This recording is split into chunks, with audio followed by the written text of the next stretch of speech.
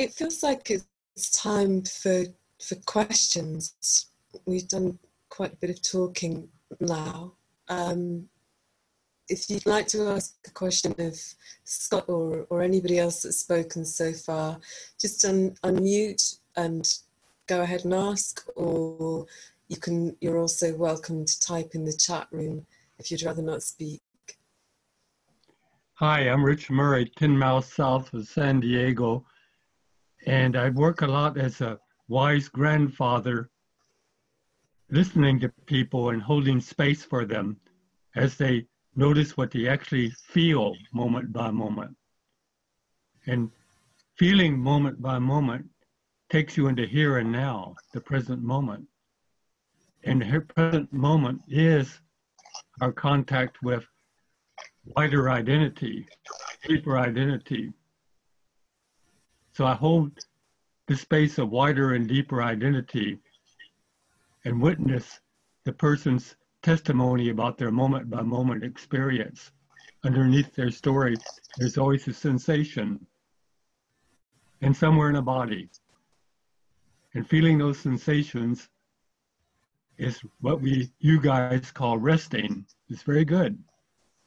At the same time, we're asking for help from higher identity, actually responds by helping us, by healing the confusion in our own thinking for us. And this is a key discovery, that every time I accept that a higher identity is healing the confusion in my mind, it starts to fade away with the resting and noticing of sensations underneath the stories. The whole group can function as a wise grandfather, and we call that the group field. Group unity has huge power to support all of us as we go into moment by moment experience. Does this ring a bell, what I'm saying? Yeah, absolutely, Rich. Thank you. Yes, I particularly love what you say about when we're with our moment by moment experience, we are present, even if the content of our moment by moment experience is about the past. Yes, and I also notice in terms of my own dysfunctionality, just like everyone else in my experience is talking about my inner experience. If I really, really listen to other people, to their testimony moment by moment, and let them all the way in, I let other people all the way in, all levels, then I discover my own traumas, invariably my own confusions, and that is very liberating for me.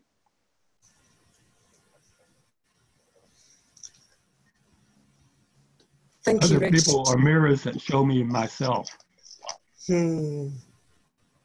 Absolutely. And when the whole group understands this, the group process has enormous healing power. Yeah, lovely. I also mentioned in this moment, we're all experiencing this group field already, a deeper silence and presence. That makes us feel safe, and that helps us bear witness and give testimony to our own moment by moment experience.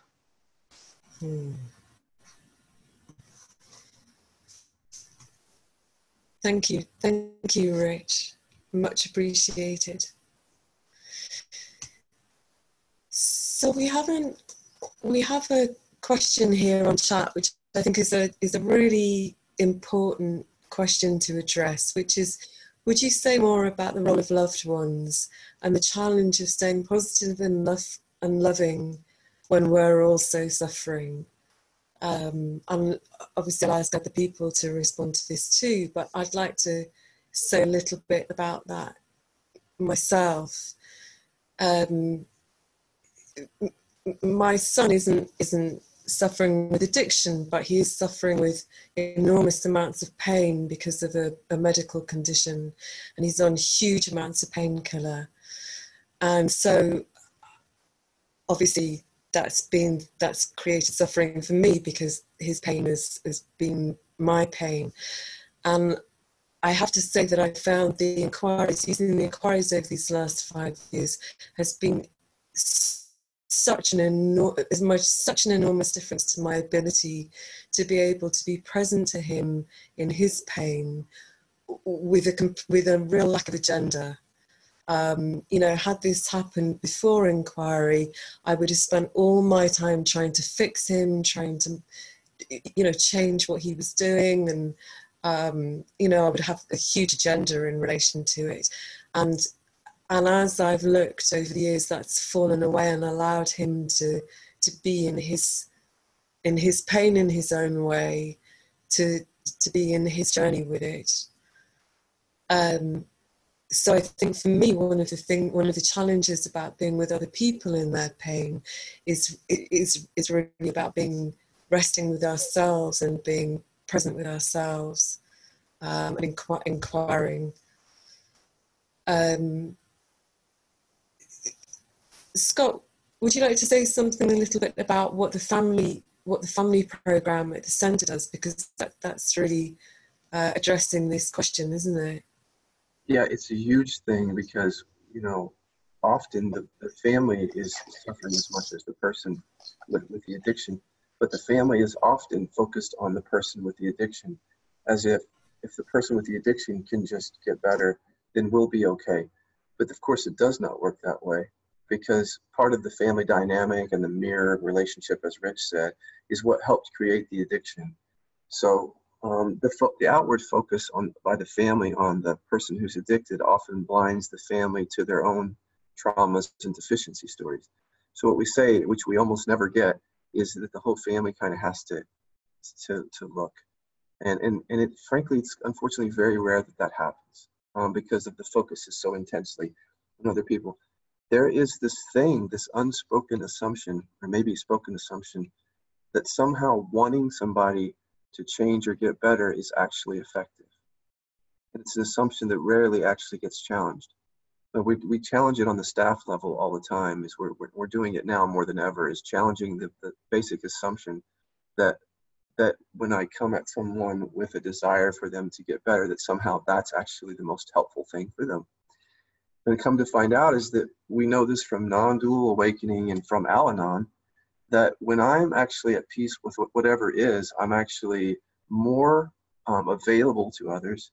I'm able to take action from a clearer place. I'm still able to take action and set boundaries.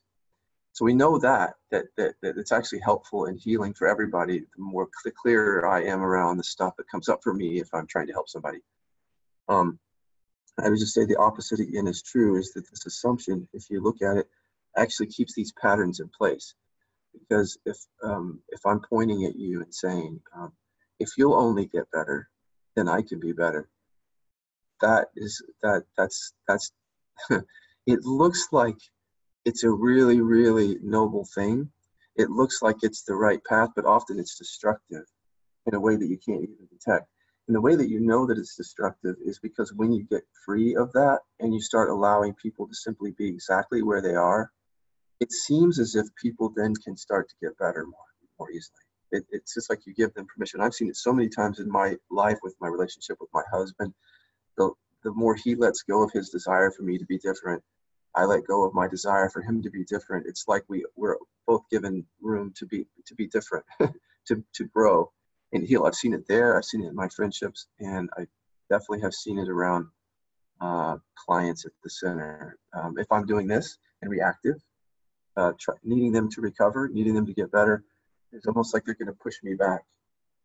But as I let that be as it is, there's just amazing power there. What a beautiful topic. An entire roundtable could be done on that.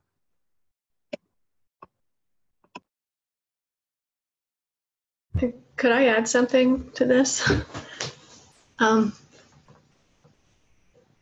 This is one of the addictions that I first identified several years ago when I had my first sessions with Scott. One of the last things I said to him was, oh my God, so what the most fundamental addiction is for me then is this need to fix. this need to fix me, need to fix everybody else, need to fix the situations in my life. And I mean, the weight of that when I said that to him was, and I've just been looking at it ever since, off and on at various times, because it's that, like the opposite of rest. It can't be like this. I have to fix it. I have to manipulate, and that's exhausting.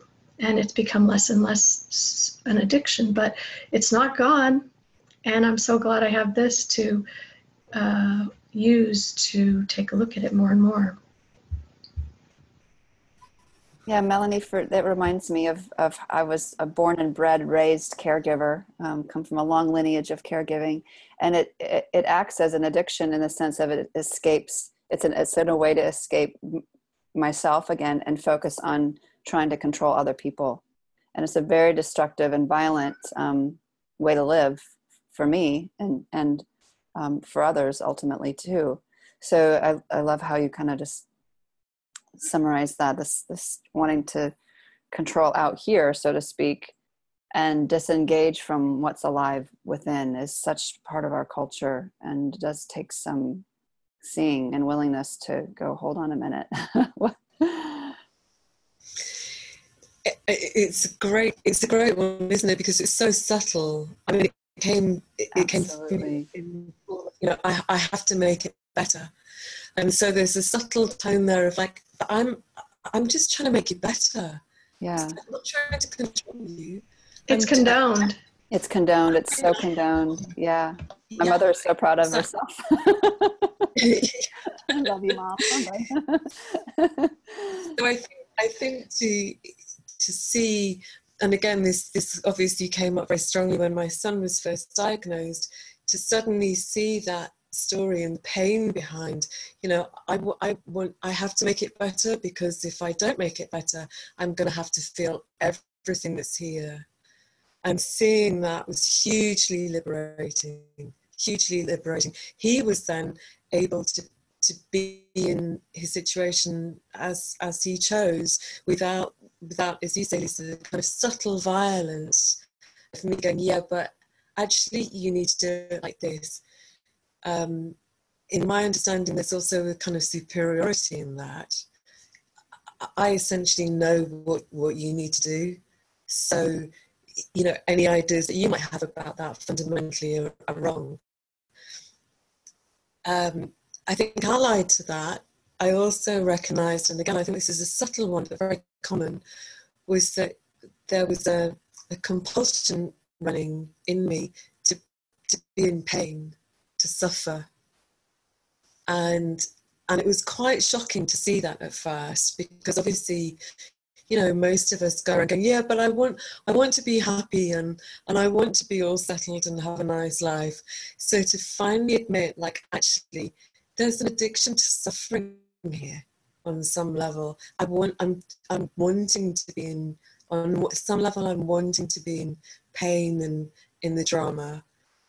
And again, it was very liberating to see that and to be honest about it. Yeah, in my family, we called that the martyr. There was definitely a marriage to being a martyr, and it was glorified in a certain kind of way.